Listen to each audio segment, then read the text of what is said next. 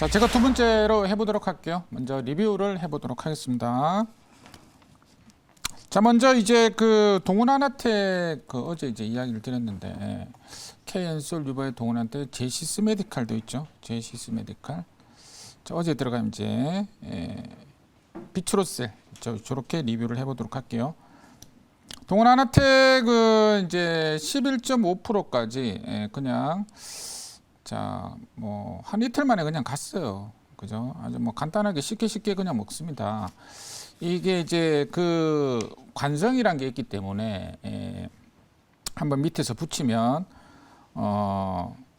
매도를 안 하면 손실이 나는데 당연히 이게 수익계를 줍니다. 줄 때 그냥 매도하면 된다. 근데 실전에서는 그렇게 하면 되고 여기 이틀 만에 한 10% 갔다 또 내려왔죠. 어쨌든 1차 목표가는 좀 달성이 됐다. 이렇게 이야기 드리겠고, 자, 그 다음에 동원 이제 유바이로직스도 마찬가지죠.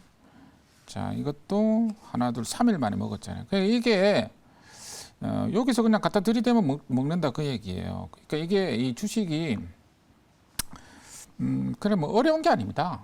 어려운 게 아니고 그냥 밑에서 그냥 붙여버리면 그냥 들어가면 그냥 자기들이 알아서 올려준다 그 얘기예요. 그러니까 이게 얼핏 보면 되게 이제 없어 보이는 말인데 이걸 이제 굳이 설명할 필요가 없다 이래 보입니다. 이제 다시 한번 이야기 드리면 자 이렇게 유바이로직스가 이렇게 있잖아요. 이게 아무것도 없잖아요, 그죠? 근데 이렇게 붙였잖아요, 이렇게. 이거 엄청 붙였잖아요. 그러면 이건 오르는 거지 이게 내리는 게 아니다 말이에요. 그리고 이 박스권을 돌파를 하잖아요. 돌파를 했으니까 그냥 이렇게 날아가는 그런 모습입니다. 그러니까 너무 어렵게 생각하지 말고 쉽게 하면은 충분히 수익 내고 다 나올 수 있다. 이렇게 이야기 드리겠고, 유바이로직스는 목표가가 2차 목표가 12,500원을 줬네요. 자, 뭐 한 며칠 남았는데 8월달 한 20% 더 가는지 한번 또 지켜보도록 하고, 그 다음에는 이제 제시스 메디칼. 자, 요것도 한 25% 갔죠. 25.1% 갔고, 지금 다시 또 꼬리 맞고 좀 내려왔는데 2차 목표가는 19,000원인가요? 자, 그렇게 잡아보도록 하겠습니다. 자, 그 다음에 이제 KN솔. 자, 요거는 이제 뭐 2차 목표가 달성이 됐고, 뭐 177% 이제 최고가만 이제 뭐 의미가 있다. 이렇게 좀 다시 한번 이야기 드리겠고, 다시 한번 고점을 넘길지는 이제 좀 애매모호한 상황이다. 이렇게 이야기 드려보도록 하겠습니다. 자, 그러면 오늘 신규 종목을 매수를 해보도록 할게요. 자, 신규 종목은 요거 잘못하면 손절될 가능성도 있습니다. 9,950원 KCS 매수를 해볼게요.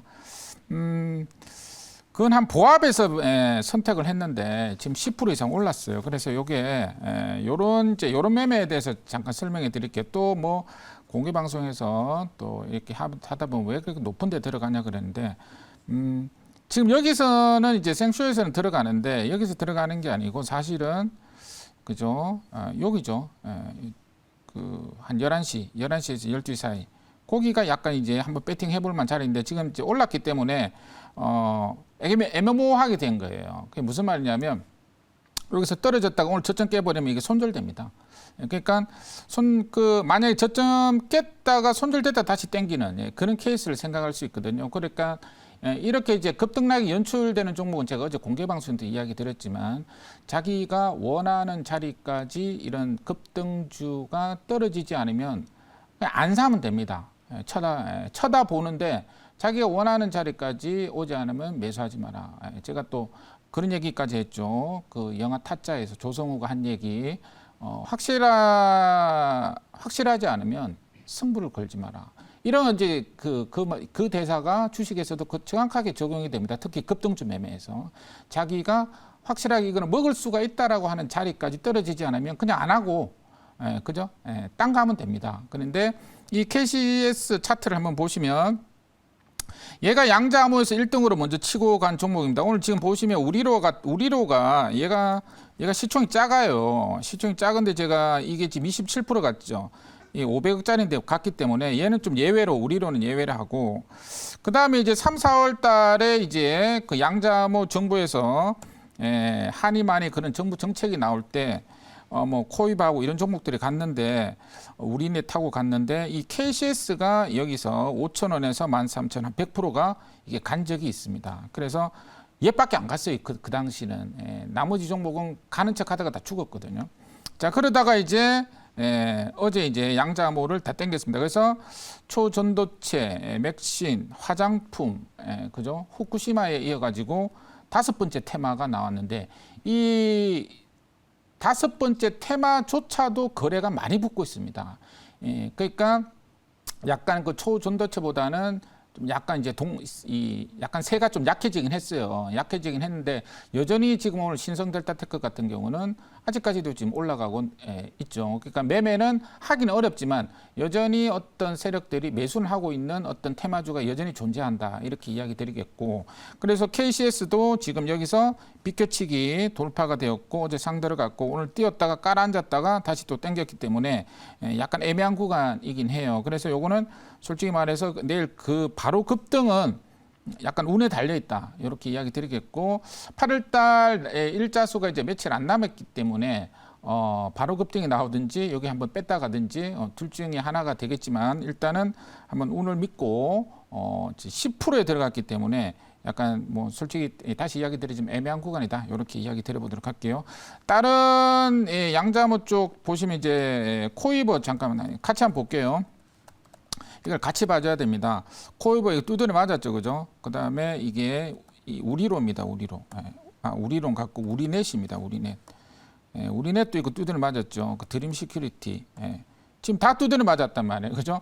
다 두드려 맞았는데 일단 아래 꼬리 약간 잡은 KCS 하나 정도입니다. 그러니까 약간 이제 결론적으로 이야기 드리면 초전도체를 땡긴 세력들이 다른 이 테마주로도 옮겨가긴 갔는데 점점점 약간 그 상승하는 기간이 짧아지고 있다. 그 맥신이 한 3일 천하였죠.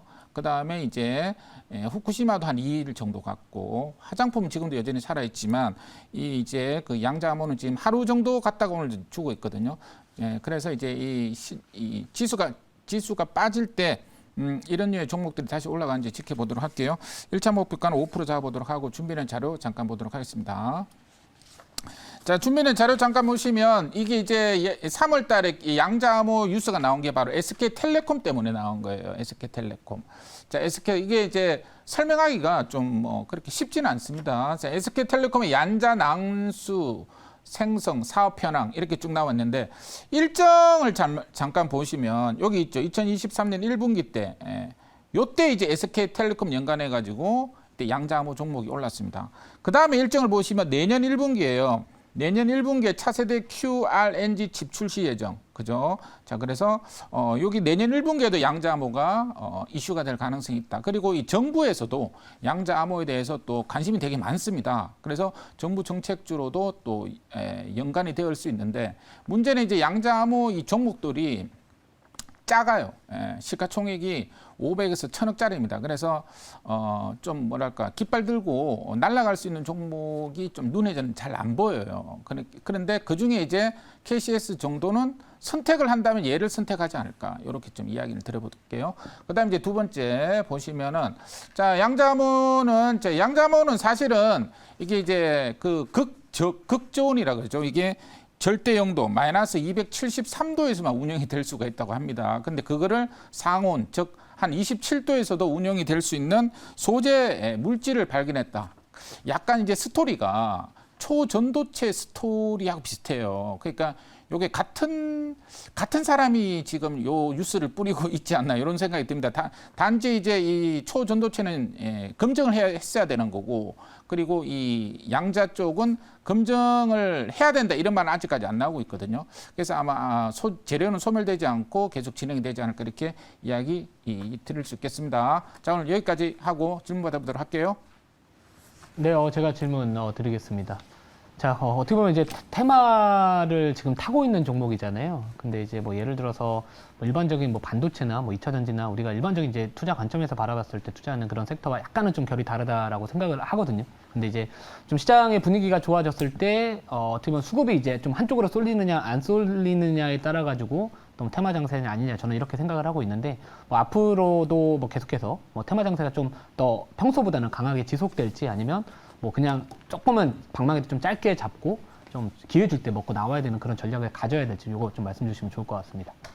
네, 테마 장세가 지수 빠질 때 테마 장세가 불었죠. 그러니까 오늘은 이제 뭐 반도체 매매한다고 다들 바빠가지고 이쪽으로 지금 관심이 없거든요. 그러니까 지수가 이제 잭슨홀 미팅에서 작년 같이 뭐 인플레이션 이라는 단어를 한 50분이나 이야기하면 그건 급락 나옵니다. 그런데 인플레이션 단어를 뭐 그렇게는 이야기할 것 같지는 않고 그래서 지수가 크게 급락이 나오지 않으면 뭐 기존에 뭐 2차 전지나 반도체 쪽으로 배팅이 될 것 같은데 만약에 지수가 급락하면 할 게 없어요.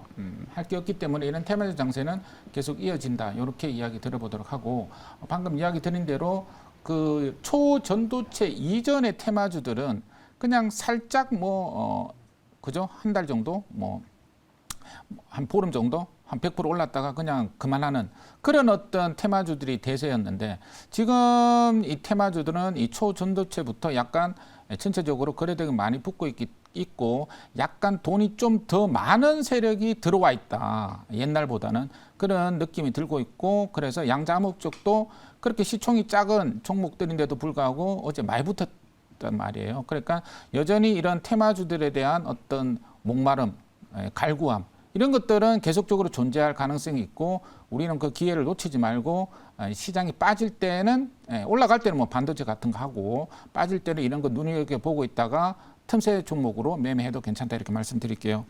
자, 1차 목표가는 5%로 잡아보도록 하고요. 2차는 12,900원을 잡아보도록 하겠습니다. 그 다음에 손절은 8,460원을 잡아보도록 하겠습니다.